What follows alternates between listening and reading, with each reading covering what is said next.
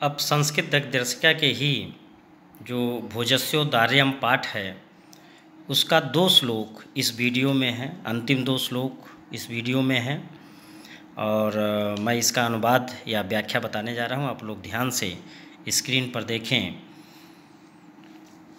ये आप लोगों की स्क्रीन के सामने है। राजा तुष्टः तस्मै प्रति अक्षरम लक्ष्यम ददो।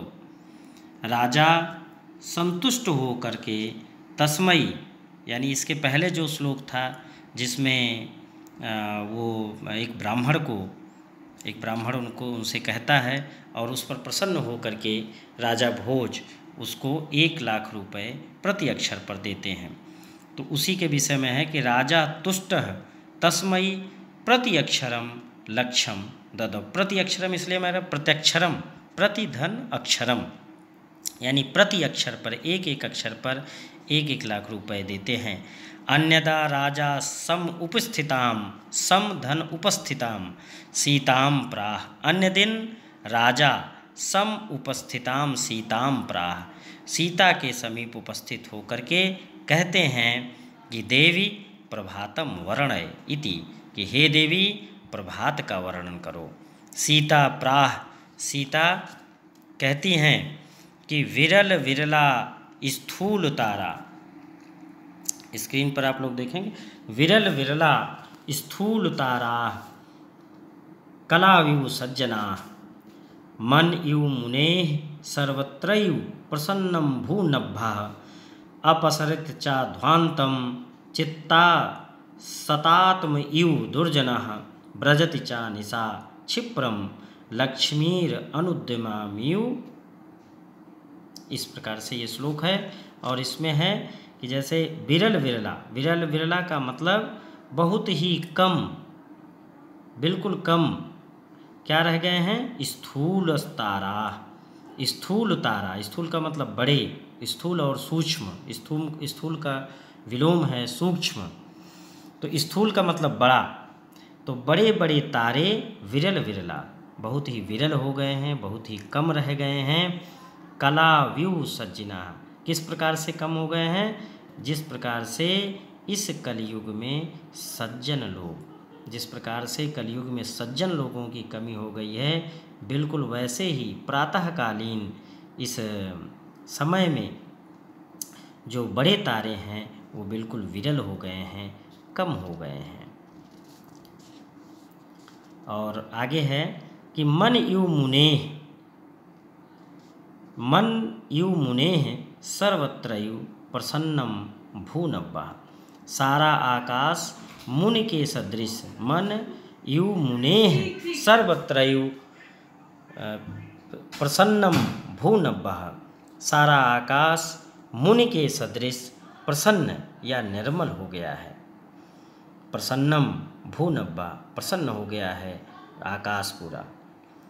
अपसरति चा ध्वांतम, ध्वांतम मतलब अंधकार होता है, तो अंधकार बिल्कुल क्षीण होता जा रहा है, अपसरित होता जा रहा है, मतलब जिसका प्रसार न होता हो, सिमट रहा है। ध्वांतम चा अपसरित, अंधकार धीरे धीरे मिटता जा रहा है और बिल्कुल वैसे ही मिट रहा है जैसे चित्तात सताम यू, चित्तात धन सताम धन यू, जैसे सज्जनों के चित्त से दुर्जन, जैसे सज्जन के चित्त से दुर्जन व्यक्ति धीरे धीरे उनके हृदय से उतरते रहते हैं, बिल्कुल वैसे ही जो अंधकार है वो आकाश से हटता जा रहा है, दूर भगता जा रहा है। और रात्रि उद्यमहीनों की लक्ष्मी सी तीव्रता से भागी जा रही हैं। ब्रजति चा निशाम क्षिप्रम, ब्रजत भागती जा रही हैं, ब्रजत का मतलब भागती जा रही हैं। निशा क्षिप्रम, क्षिप्र गति से, बहुत तेजी से, बड़ी तीव्रता के साथ निशा रात्रि भगती जा रही है और बिल्कुल वैसे ही भग रही है जैसे लक्ष्मीर अनुद्यमनाम इव, जैसे लक्ष्मी अनुद्यमी जो व्यक्ति होता है उसके पास से लक्ष्मी भागती जाती। अनुद्यम का मतलब होता है जो उद्यम न करता हो, जो उद्योग न करता हो, जो परिश्रम न करता हो, जो मेहनत न करता हो, अनुद्यमी हो। जो अनुद्यमी हो, जिस उसके हाथ से जिस प्रकार से लक्ष्मी भागती चली जाती हैं, बिल्कुल वैसे ही क्षिप्र गति से निशा या रात्रि जो है भागी जा रही है। अब आगे आप लोग देखें, ये दिया गया है इसका शब्दार्थ। स्थूल तारा माने बड़े तारे, विरल विरला का मतलब थोड़े थोड़े, और कलाव्यू, कलो कला धन यु, जैसे कलयुग में, यु का मतलब होता जैसे, प्रसन्नम भू नभा, प्रसन्नम धन अभूत धन नभा, आकाश निर्मल हो गया है।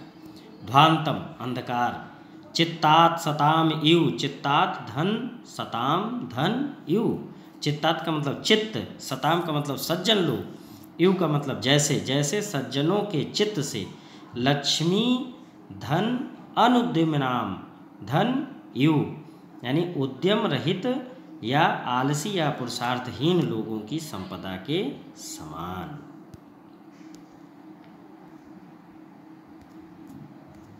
अब आगे स्क्रीन पर देखें, आगे का जो श्लोक है इसमें, राजा तस्यै लक्ष्यम दत्वा कालिदास प्राह, राजा तस्यै लक्ष्यम दत्वा, उनको 1 लाख देते हैं, और कालिदास से कहते हैं, कालिदासम प्राह, कालिदास से कहते हैं कि सखे त्वमपि प्रभातम वर्णय, तुम भी प्रभात का वर्ण, त्वमपि, त्वम धन अपि, त्वम धन अपि का मतलब त्वम मतलब तुम, अपि का मतलब भी, त्वमपि प्रभातम वर्णय, तुम भी प्रभात का वर्णन करो, इति ऐसा कहते हैं। तथा कालिदासा प्राह, तब कालिदास कहते हैं, अभूत प्राची पिंगा रसपतिर्यु, पतिर धन यु, रसपति धन यु, प्राप्य कनकम गतश्छायश्चंद्रो बुधजन यु ग्राम्य सदसी। अभूत प्राची पिंग, प्रातःकालीन समय का वर्णन कालिदास करते हुए कहते हैं कि अभूत प्राची पिंगा, अभूत का मतलब हो गई, प्राची का मतलब पूर्व दिशा, पिंगा का मतलब पीली, जो प्राची दिशा है वो पीली हो गई, अभूत हो गई प्राची पूर्व दिशा, पिंगा का मतलब पीली, प्राची पूर्व दिशा पीली हो गई है।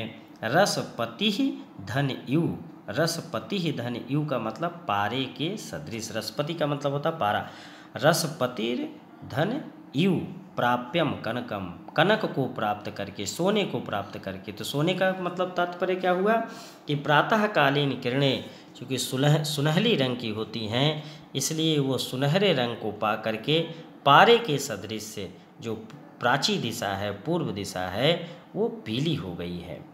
गतश्छायस चंद्रो बुधजन यु ग्राम्य सदेश, और जो चंद्रमा है वो कैसा, गतच्छायो, गतच्छायो का मतलब कांतिहीन, चमकहीन, या धीरे धीरे मध्यम पड़ते जाना।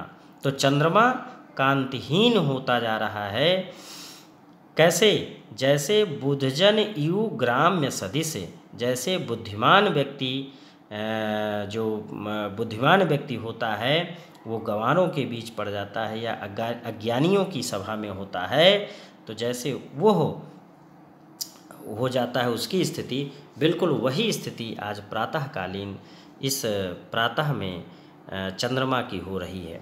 क्षणम क्षीणास्तारा निरपतय इवम अनुद्यपरा, ना दीपा राजन्ते दर्विण अहितानाम इव कुड़ाह, ना दीपा राजन्ते। क्षणम क्षीणास्तारा, क्षणम क्षीण बिल्कुल क्षण क्षण क्षीण होता जा रहा है, कौन, तारा, तारे क्षण क्षण क्षीण होते जा रहे हैं, कम होते जा रहे हैं, और वो ऐसे ही बिल्कुल कम हो रहे हैं कि जैसे निरपतय, नृप का मतलब राजा, जैसे नृपों की तरह अइवा अनुद्यम पराह, जैसे अनुद्यमी कोई राजा हो और वो उसकी संपत्ति धीरे धीरे कम होती जाती है, बिल्कुल वैसे ही तारों की भी स्थिति हो गई है। क्षणम क्षीणास तारा, क्षण भर में जो तारे हैं वो क्षीण होते जा रहे हैं, बिल्कुल वैसे ही जैसे नृपतय इवानुद्यम परा, इव अनुद्यम परा, इव धन अनुद्यम धन परा, नृपतय जैसे अनुद्यमी राजाओं के हाथ से लक्ष्मी छीड़ होती जाती हैं, चली जाती हैं, भाग जाती हैं, बिल्कुल वैसे ही इस प्रातःकालीन समय में तारे भी क्षीण होते जा रहे हैं। ना दीपा राजन्ते द्रविण अहितानाम इव गुणाः, ना दीपा राजन्ते, और कोई भी जैसे निर्धनों या धनहीनों, तारे भी उद्यमहीन राजाओं की भांति क्षण भर में क्षीण हो गए। निर्धनों या धनहीनों के गुणों के सदृश दीपक भी चमक नहीं रहे। ना दीपा राजन्ते, जो दीपक हैं जो शाम को जलाए जाते हैं, बिल्कुल वो भी जो है नहीं चमक रहे हैं। इसका मतलब यह हुआ कि जैसे जिस प्रकार दरिद्रता व्यक्ति के गुणों को ढक लेती है, उसी प्रकार सवेरा होने पर दीपक भी व्यर्थ हो जाता है। जो गरीब व्यक्ति होता है, जो निर्धन होता है, उस सारे गुणों से युक्त होते हुए भी वो समाज में वह आदर नहीं पाता है जो धनहीन पाते हैं। इसीलिए कहा गया है ना दीपा राजन्ते द्रविण अहिताम हितानाम इव द्रविण रहितानाम इव गुणा। जैसे द्रविण से रहित व्यक्ति का गुण, द्रविण का मतलब होता है द्रव्य, रहितानाम रहित हो, जो द्रव्य से रहित व्यक्ति का जिस प्रकार से गुण की कोई महत्व नहीं होता है, उसी प्रकार से ये दीप भी प्रज्वलित नहीं हो रहे हैं। राजातितुष्टा तस्मै प्रत्यक्षरम लक्ष्यम ददौ, राजा संतुष्ट हो करके उनको प्रति अक्षरम प्रत्येक अक्षर पर लक्ष्यम ददौ 1,00,000 रुपए देते हैं। अब इसमें दिया गया है इसका अर्थ, जो श्लोक बताया गया, इसके साथ ही इसका शब्दार्थ है। प्राची का मतलब पूर्व दिशा, जो हमने बताया है। पिंगा का मतलब पीली। रसपति रिव, रसपति ही धन इव, पारे के समान। गतच्छायश्चंद्र, चंद्रमा कांतिहीन हो गया। ग्राम्य सदस्य, आवारों की सभा में या अज्ञानियों की सभा में। द्रविण रहिता नाम इव, यानी धनहीन, द्रविण से रहित यानी धनहीनों के समान। इव का मतलब समान या जैसे।